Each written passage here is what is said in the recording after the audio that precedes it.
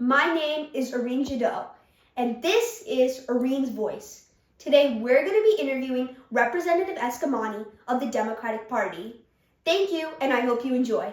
Hi guys, today we're here with Representative Eskamani to talk about issues related to students. So let's get started. Hello, Representative Eskamani, how are you? I'm doing good. It's great to meet you. Thanks for everything you do. Thank you. Also, thank you for your time. Of course. So, do you want to get started? Let's do it. Okay. The first question I want to ask you about is one that I think is extremely important to students all across America. Gun violence. The news of school shootings sends a wave of fear throughout students. So, what do you think we need to do to solve this problem? Yeah, that's a really, really important question. And I went to Orange County Public Schools, and when I was your age in school, this wasn't something we had to worry about. But today, to your point, every student, every person has been impacted by gun violence in some shape or form. And where I am in Orlando, we had one of the worst mass shootings in America at Pulse nightclub, and of course in Florida, we've had one of the worst mass shootings in schools. And so it's a really important issue, and I appreciate you uplifting it. So what is it going to take to address gun violence? I mean, first of all, I'm a firm believer in setting restrictions on who can actually own a firearm, and that it's just way too easy for people to purchase guns in this state and in this country. And we have to have reasonable common sense restrictions, both on firearms and ammunitions. There are some bills that we're co-sponsoring that would set those restrictions, but of course, they're very difficult to pass in the Republican majority legislature. So we have to try to find other areas where we can have an impact. And one of those is investing in violence intervention programs. So really trying to prevent a child from turning to gun violence. And that can take shape in peer-to-peer interventions, mental health programs, really trying to make sure that our schools have strong security systems in place. There has been, unfortunately, a culture of swatting, which is where someone will make a false report of gun violence.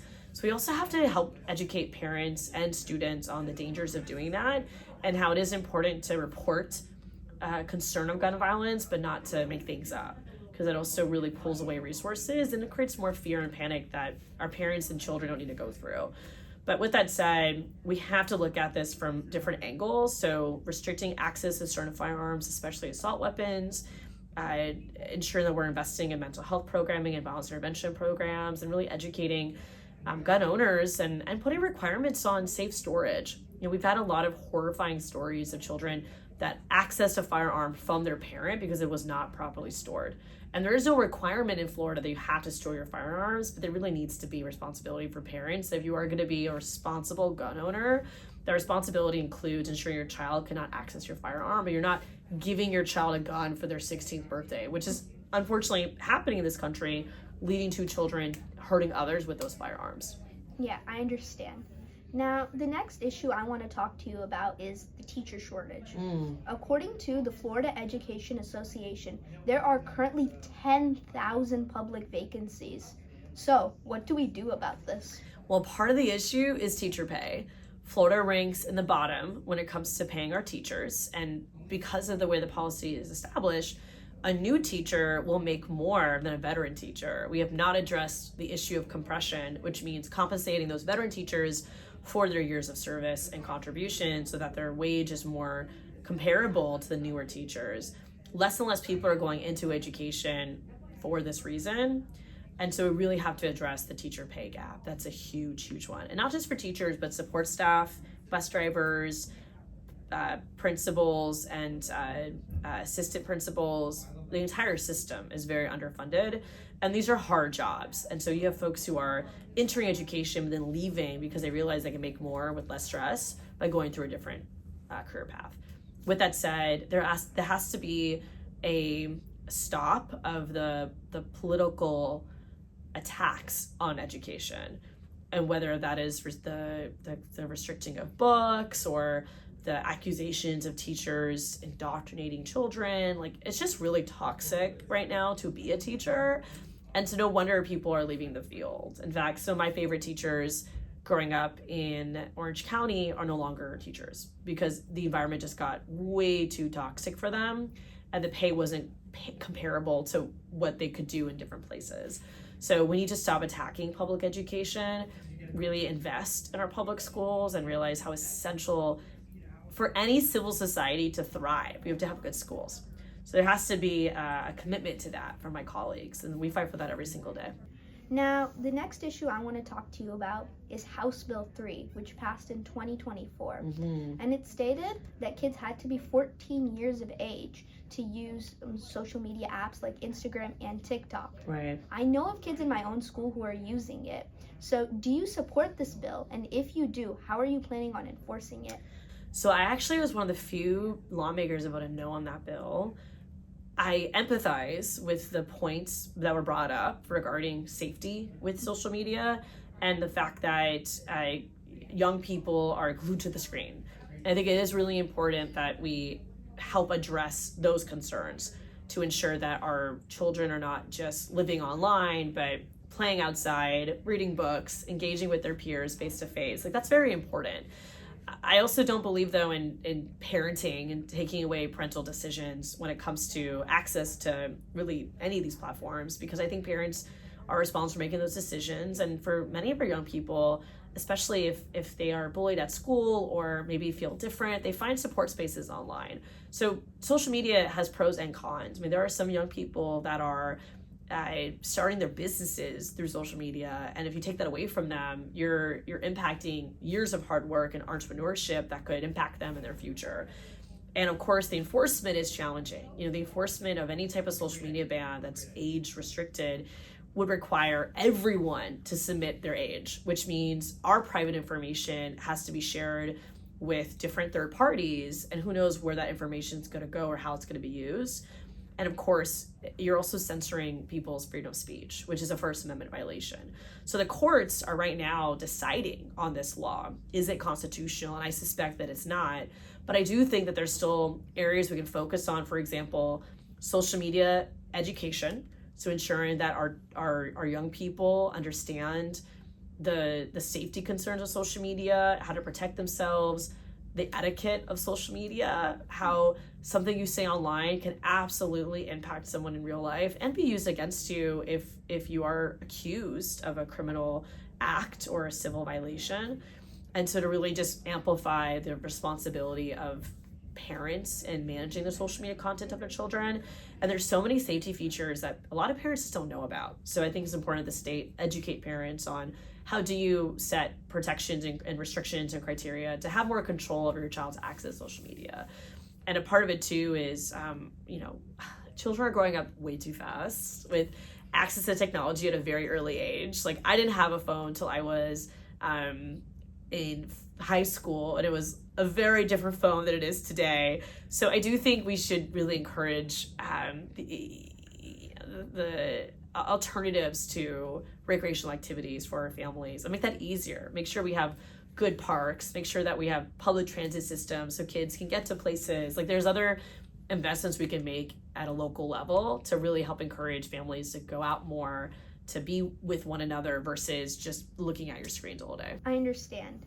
Now, moving from screen time, let's move into literacy rates. Oh yeah, for sure. The National Assessment of Educational Progress revealed in a new study that Florida used to rank 21st for reading tests, but now has fell to 43rd, which is very big. Very so bad, yeah. I have to ask, what do we do to solve this? Well, it's a really important stat, because I don't know if you already know this, but the construction of new prisons, part of it's also based on literacy rates of a community, because there are variables that say that when you have low literacy rates, you have high incarceration. And so this sets a really bad trajectory for the future of our kids. If you don't know how to read and you're struggling to read, it's going to impact you and your ability to do good in school, get a good job, and avoid criminality. So it's all very important. When I was in public school, we had a lot of awesome programs centered on reading. One of them was called Accelerated Reader, where you would read books and take quizzes and get points. And I do think it's important to make reading fun for kids by allowing them to also access content that reflects their interest and reflects their identities, which is why I hate the banning of books, because for me, growing up in Orlando in a working class immigrant family, it was really hard sometimes. And my mom unfortunately passed away to cancer when I was 13 years old. And so reading books like Harry Potter and other stories, it actually gave me an outlet to kind of be transferred into a different world, that I could have a little bit of peace and creativity.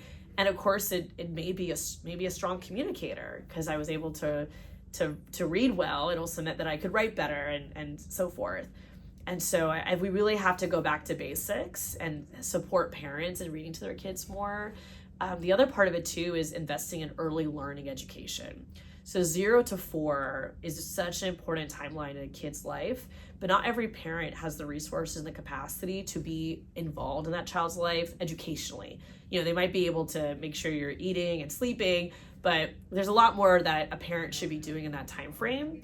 And so not only educating parents on the importance of that, but ensuring they have access to childcare opportunities that are not just babysitting, but are educational. Because if you can give a child a great foundation in that time frame, they will thrive once they get to kindergarten.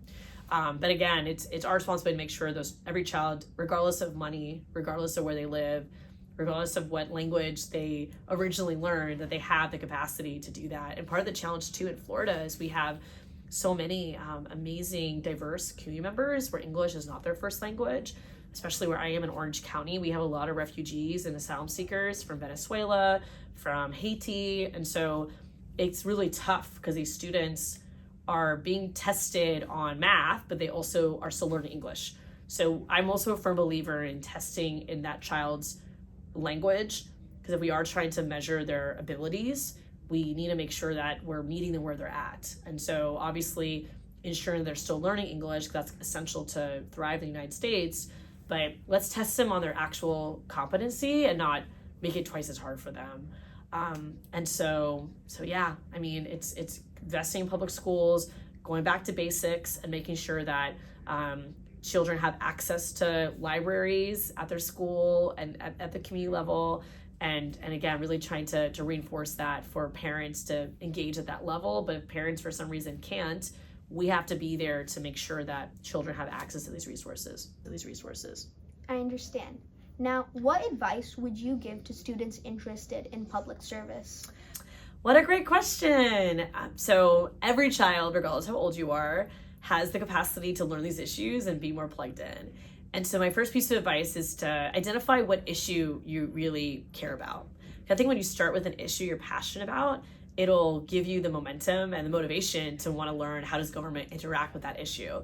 So whether it's environmental issues or animal rights, or maybe you want better school lunch, in the cafeteria. Like, it could be hyper local, or it can be bigger and you want international peace, you want no wars.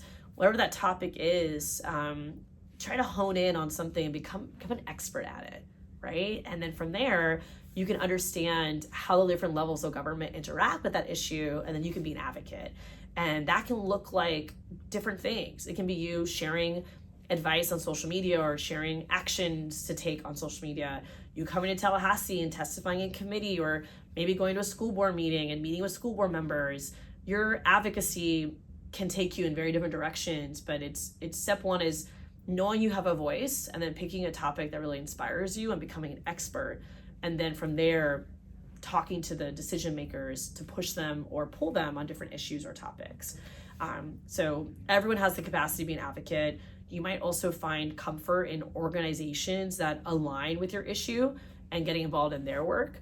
But if there is no organization that exists, you might have to start something from scratch.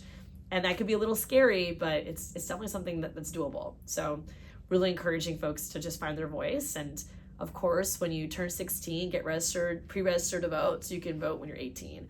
A lot of young people don't understand the importance of voting.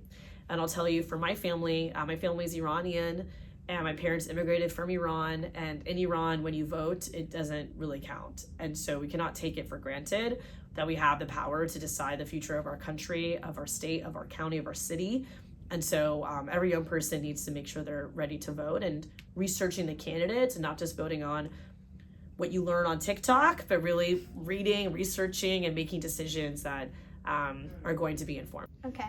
Now, if you never pursued a life in politics, what different career would you have? Oh my God. So I wrote an essay when I was 10 years old. I wanted to be an engineer. But I think in part is because my dad's an engineer. So I was just reflecting what he was doing. But I actually do have a PhD in public administration. I just finished it last year. So I really do love teaching. And I think I would be an awesome teacher, working with young leaders, mentoring people, really trying to make sure that young people know their potential. But I also joke that I'd be a wedding planner because I'm really great with logistics and I love making people happy. And what's more fun than seeing people get married? So I actually have planned many of my friends' weddings with no cost because I just do it because they're my friends. But I think that would be a lot of fun too. Thank you, Representative Eskamani. Thank you. It was great to meet you. Keep up great. the great work. Yeah, it was great to meet you too. That was the end of the interview. And that is it for this interview. A special thank you to Representative Eskamani. Also, if you liked the interview, make sure to like, share, and subscribe. Also, make sure to comment down below. Thank you.